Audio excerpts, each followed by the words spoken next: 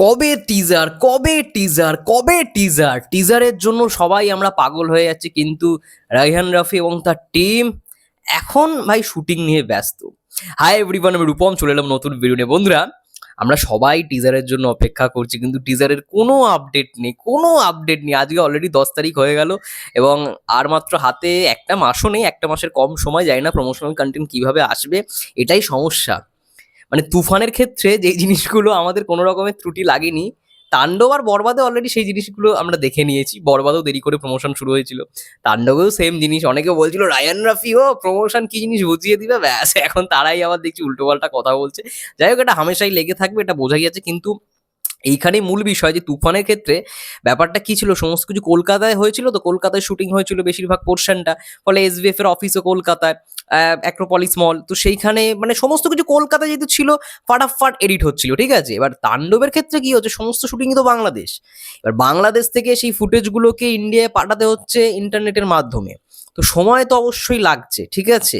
সেই ড্রাইভ থেকে সমস্ত কিছু এক্সপোর্ট করে পাঠানো বা এডিট হওয়া, টাইম তো লাগবেই বস। কলকাতায় একটা দিক ছিল তুফানের ক্ষেত্রে, যে যেই শ্যুটগুলো মানে যেই শটগুলো আর কি হচ্ছে, সঙ্গে সঙ্গে সেগুলো চলে যাচ্ছে এডিটে, ঠিক আছে। এডিটে টিজার কাট হচ্ছে একদিকে, আরেকদিকে সিনেমার কাজ চলছে, এই ব্যাপারটা ছিল। কিন্তু এইটা তো পুরোপুরি বাংলাদেশ ওরিয়েন্টেড হয়ে গেছে, মানে তাণ্ডবে তো শুটিংটা বেশিরভাগ বাংলাদেশেই হয়েছে। এবার যে টিজার কাটটা হবে সেটা তো বাংলাদেশের পোর্শনটা থেকেই আসবে।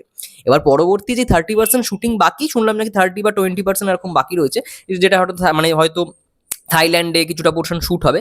এবার সেইখানটার কিছু কিছু পোর্শন শ্যুট হয়, সিনেমাটা রেডি করা হবে, সেটা আলাদা বিষয়। কিন্তু মেন যে এডিটটা সেটা তো ইন্ডিয়া থেকে হচ্ছে, ফলে টাইম তো লাগছে এখান থেকে পাঠাতে, হার্ড ডিস্কের একটা মানে নেটের মাধ্যমে পাঠাতে হচ্ছে, এরকম একটা ব্যাপার থাকবে। তো অবশ্যই টাইম তো লাগবেই বস টিজারের, অত তো সোজা নয়। যাই হোক, এই হচ্ছে বিষয়। তো ফজলুর রহমান বাবু, আমরা সবাই জানি খুব গুরুত্বপূর্ণ একটি চরিত্রে অভিনয় করছে তাণ্ডবে, এবং আজকে যেটা জানা যাচ্ছে যে একজন পুলিশ অফিসারের ক্যারেক্টার কিন্তু তিনি প্লে করছেন। আমরা পরপর সাকিব ভাইয়ের প্রত্যেকটা সিনেমাতেই তাকে দেখতে পাচ্ছি, তুফানে দেখলাম, বরবাদে দেখতে পেলাম, তারপর এখন তাণ্ডবে দেখতে পাচ্ছি, খুব ভালো লাগছে। এছাড়াও আফজাল হোসেন থাকছে, বাংলাদেশের খুব জনপ্রিয় একজন অভিনেতা, তোমরা সবাই তাকে চেনো। পেটকাটা শ, ঠিক আছে, নুহা সোমাইন পরিচালিত, সেখানে সে অভিনয় করেছে পেটকাটা শ। হ্যাঁ, পেটকাটা শতেই তো মনে হয় উনি ছিলেন, সেকেন্ড না কোন একটা ইয়েতে, যাই হোক উনি ছিলেন। হ্যাঁ, চঞ্চল চৌধুরীর সঙ্গে যে এপিসোডটা ছিল সেটায় তিনি ছিলেন, আমার মনে আছে এখনো। আর 200-তে তিনি আই থিঙ্ক ছিলেন, কিন্তু আমি 200-এর ফার্স্ট এপিসোডটা দেখেছি যেখানে মোশাররফ করিম ছিল, সেটাই তিনি ছিলেন না। হয়তো পরের কোনো এপিসোডে ছিলেন, 4টে করে তো এপিসোড থাকে, তো প্রথম গল্পটাই ভালো ছিল 200-এ, তার জন্য প্রথম গল্পটাই আমি দেখেছিলাম। অন্য কোনো গল্প হয়তো তিনি থাকলেও থাকতে পারেন। এছাড়া অনেক কাজে তাকে আমরা দেখেছি, হইচইয়ের সিরিজে তিনি অভিনয় করেছেন, এবং দেখা যাক তিনি এইখানে কেমন ক্যারেক্টারে অভিনয় করেন। এছাড়াও আমরা দেখতে পেতে চলেছি এফএস নাইমকে। এবার এফএস নাইমই কি ভিলেন হতে যাচ্ছে কিনা এটা কিন্তু এখনো কনফার্ম নয়, হতে পারে যে সে একজন পুলিশ অফিসারের ক্যারেক্টারই প্লে করছে। এফএস নাইমও চঞ্চল চৌধুরীর সঙ্গে অনেকগুলো কাজ করেছে, কারাগার করেছে, কালপুরুষ করেছে, অনেক ভালো ভালো কাজ করেছে, তারপর মিশন হানডাউন করেছে হইচইতে। তো ভালো ভালো কাস্টিং কিন্তু করা হয়েছে তাণ্ডবে। এবার দেখার বিষয় শাকিব খান সাবিলা নূর, যেটা নিয়ে এখনো কিন্তু জল্পনা কল্পনা চলছে কেমন মানায় এই জুটিটাকে। কারণ এর আগে কিন্তু প্রিয়তমাতে সাবিলা নূরকেই অফার করা হয়েছিল, এটা কিন্তু মানে সাবিলা নূর বিভিন্ন ইন্টারভিউতেও বলেছে। আমি তোমাদের অনেক আগে বলেছিলাম, তোমরা বিশ্বাস করনি। সাবিলা নূর, সাফা কবির, এদেরকে কিন্তু প্রথম অ্যাপ্রোচটা ছিল বরবাদে। বরবাদের যদি কথা বলি, সাবিলা নূর, তানজিন তিশা, এদের কাছে প্রথম অ্যাপ্রোচটা ছিল, কিন্তু যাই হোক ওদের অনেক স্কেডিউলের জন্য ওরা হ্যাক করতে পারেনি, তো বাধ্য হয়ে ইধিকা পলি তাদের সেকেন্ড চয়েস ছিল। এবং ইধিকা পাল যা নাম কামিয়ে নিয়েছে বস, যেরকম ভাবে অভিনয়ের প্রশংসা পেয়েছে, জাস্ট ফ্যাবুলাস। আমাদের খুব আনন্দের বিষয় যে আমাদের কলকাতার অভিনেত্রী ভাই সেরা পারফরমেন্স দিয়ে এসছে। যাই হোক, যা হয় ভালোর জন্যই হয়।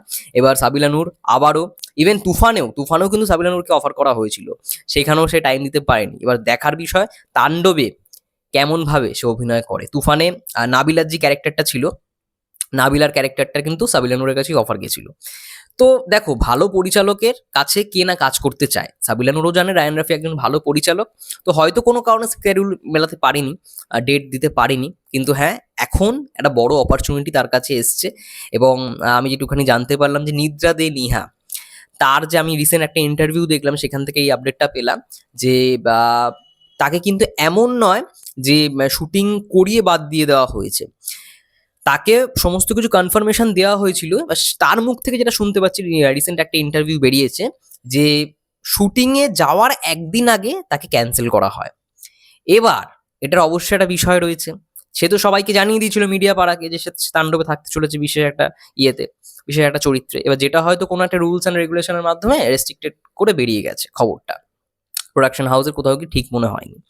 তো যাই হোক, এরকম একটা বিষয়পত্র ঘটেছে, এবার দেখার বিষয় কেমন হয়। খুব শীঘ্রই হয়তো টিজার আসবে, কিন্তু কবে আসবে আমি সত্যি জানি না। আপডেট পেলে অবশ্যই তোমাদের সঙ্গে শেয়ার করবো, কিন্তু আশা করছি 20 তারিখের আগেই চলে আসবে টিজার। দেখার বিষয় কি হয়, তোমাদের কি মন্তব্য কমেন্ট করে জানাও। ততক্ষণ ভালো থেকো, সুস্থ থেকো, টেক কেয়ার।